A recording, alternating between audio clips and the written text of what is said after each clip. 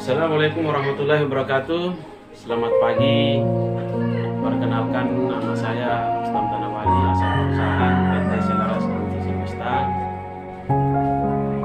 Hari ini saya akan menjelaskan atau membuat video untuk menjelaskan tentang mengendalikan PWH. Harus memenuhi keempat aspek ideal yang harus diperhatikan dalam melaksanakan pengendalian PWH. Pertama, aspek teknis. PWH mampu menjangkau atau pembukaan wilayah hutan ini harus mampu menjangkau dan melayani seluruh areal hutan. Mampu digunakan secara permanen, mempunyai kapasitas dan daya dukung jalan yang tinggi yang dapat dipakai untuk pengangkutan kayu dan hasil hutan lainnya. Transportasi barang, material, dan personil ke dalam maupun ke luar areal hutan dengan kecepatan tinggi setiap saat. Aspek ekonomis. Dari biaya yang dikeluarkan atau besarnya investasi prasarana PWH, biaya pengangkutan barang, material, dan personil, biaya pengangkutan hasil hutan, biaya pemeliharaan prasarana PWH dalam mendesain penataan yang dipergunakan untuk semua kegiatan kehutanan secara lancar yang mendatangkan keuntungan total maksimal, keuntungan yang maksimal. Aspek yang ketiga yaitu aspek ekologis. Menghindari kerusakan ekosistem hutan, bentang alam atau landscape, hutan dan tanah, bahaya erosi, longsor, penurunan kualitas air, dan sedimentasi. Diperhatikan sejak perencanaan dalam mendesain penataan areal hutan, deliniasi atau menentukan areal untuk produksi kayu dan areal non-produksi kayu, mendesain PWH, dan memilih sistem pemanenan kayu. Aspek sosial yaitu fungsi prasarana PWH sebagai infrastruktur umum, membuka daerah yang terisolir, meningkatkan akses masyarakat sekitar dan hutan terhadap hal-hal dekat.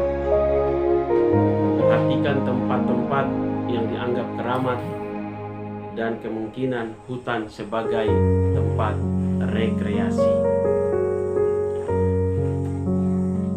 Dalam pelaksanaan PWH, kita juga harus mengacu kepada beberapa peraturan atau prosedur. Antara lain, Peraturan Pemerintah RI Nomor 23 Tahun 2021 tentang penyalahgunaan kehutanan, Peraturan Menteri LHK Nomor 8 Tahun 2021 tentang tata hutan dan penyusunan rencana pengelolaan hutan, serta pemanfaatan hutan di hutan lindung dan hutan produksi. Peraturan Menteri LHK Nomor 11 Tahun 2022 tentang profesi dan kompetensi tenaga teknis pengelolaan hutan dan standar-standar khusus lainnya seperti SOP yang dibuat dalam satu perusahaan. Seperti contoh yang saya tunjukkan di sini, yaitu RKU, RKT, rencana kerja tahunan, atau SOP, dan infrastruktur lainnya.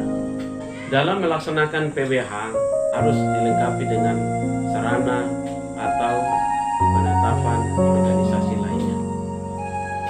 Dimulai dari penetapan SDM atau organisasi seperti kepala urusan data perpetaan, itu harus ada, karena disitulah pembuatan peta rencana pembelakan yang berisikan rencana PWH, rencana penebangan pohon, rencana pembuatan jembatan, kulvert, serta sliver, dan lokasi-lokasi HCF lainnya. Membuat peta realisasi pembelakan. Di bawah itu ada kepala urusan survei pembukaan wilayah hutan.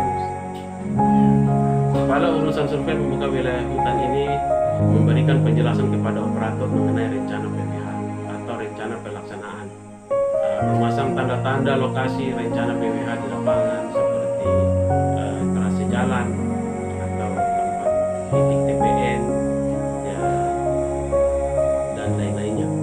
Di bawah itu ada operator alat berat seperti operator doser untuk membuka wilayah hutan seperti pembukaan jalan awal, pembentukan badan jalan, operator sensor untuk pembukaan awal penebangan badan jalan itu trase jalan, karena tidak semua kayu yang ada di jalur trase jalan dapat direbahkan menggunakan alat berat. Jadi sehingga di situ digunakan sensor untuk membuka. Ada dump truck untuk penimbunan, ekskavator untuk pembuatan talut atau muat material tanah untuk penimbunan, ada motor grader untuk penghalusan jalan, ada kompaktor untuk perkerasannya. Di bawah operator pun terhubung dengan mandor jalan dan bangunan hutan lainnya. Nah, itu mengkoordinir peralatan atau persiapan peralatan PWH, melakukan penilaian kelayakan realisasi PWH, dan melakukan pengukuran realisasi PWH sejauh mana telah dilakukan. Ada pengawas produksi dan peralatan. Dalam hal ini bertugas untuk melakukan pengawasan terhadap kinerja dan kondisi peralatan dalam kegiatan PWH, melakukan monitoring terhadap stok BBM, spare part, dan perlengkapan kendaraan lainnya, mempunyai tugas lain seperti koordinasi dengan pihak mitra atau mandor jalan dan bangunan hutan dan seluruh operator yang bekerja di lapangan. Koordinator real atau reduction pathology itu melakukan monitoring terhadap pengawasan implemen real atau pelaksanaan kegiatan berdampak rendah lingkungan dalam melakukan pelaksanaan PWH, melakukan evaluasi terhadap kesesuaian dan realisasi kegiatan pembukaan hutan di tempat dia bekerja. Terakhir ada manajer game atau bertanggung jawab atas kegiatan pembukaan hutan secara keseluruhan, memeriksa, mengajukan usulan rencana operasional RO tahunan kepada direktur dan pimpinan perusahaan, memastikan penggunaan APD pada setiap kegiatan PWH, melaporkan hasil kegiatan kepada atasan atau pihak-pihak terkait lainnya. Dalam melaksanakan pengawasan PWH,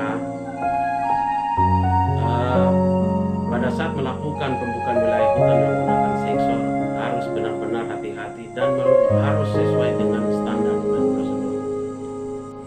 Dalam melakukan pembukaan wilayah PWH dengan alat atau dengan sensor, ada beberapa hal yang harus diperhatikan.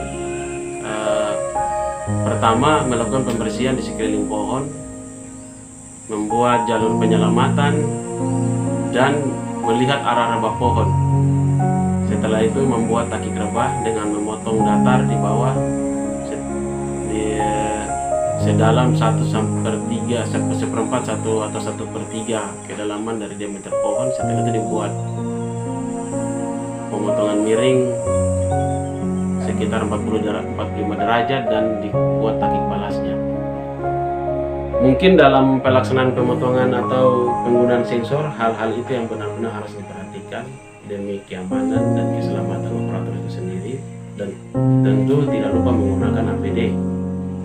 Setelah itu membuat sarana dan prasarana PWH seperti yang telah ditentukan atau dibuat titik koordinatnya di dalam peta, seperti jaringan jalan, jembatan dan gorong-gorong, base camp, tempat penumpukan kayu sementara seperti TPN, dan tempat penimbunan kayu seperti TPK, lockpon, menara pengawas, dan infrastruktur lainnya.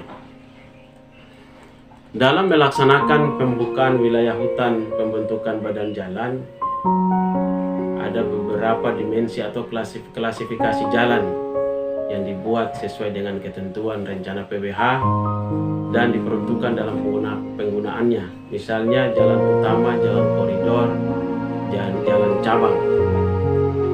Jalan koridor merupakan segmen jalan utama yang bersifat permanen pembuatannya, yang menghubungkan area hutan yang dikelola dengan lalu lintas jalan umum atau sungai.